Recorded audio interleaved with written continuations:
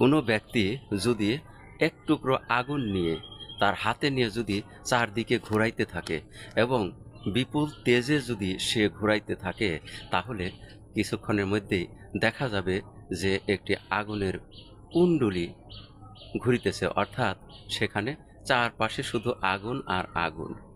এই আগুন থাকার কারণ কি? আগুন কিন্তু ছোট্ট একটি টুকরো মাত্র, একটি স্ফুলিঙ্গ মাত্র, কিন্তু তা এত বেশি দেখা যাচ্ছে কেন? কারণ এটা একটি তেজে ঘুরতেছে এবং তেজের কারণে আগুনের এই প্রবল বলয় দেখা যাচ্ছে। ঠিক তেমনি আমাদের এই জীবনের যে মুহূর্তকালগুলো, এই মুহূর্তকালগুলোর ফাঁকে ফাঁকে শূন্য স্থান রয়েছে, কিন্তু এই মুহূর্তগুলো এত তেজে চলাচল করছে, আসছে, যাচ্ছে, যে কারণে আমরা এই মুহূর্তের মাঝখানে যে ফাঁকা স্থান বা শূন্যস্থান এগুলো দেখতে পাচ্ছি না। অর্থাৎ আমরাও চলছি, আমাদের জীবন চলছে খুব দ্রুত তেজে।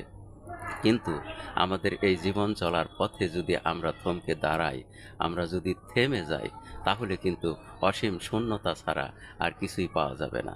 অর্থাৎ এই সময় চলার সাথে সাথে মুহূর্ত যে দ্রুত বেগে চলছে, সাথে সাথে আমাদের কাজেও দ্রুত দ্রুততা আনতে হবে।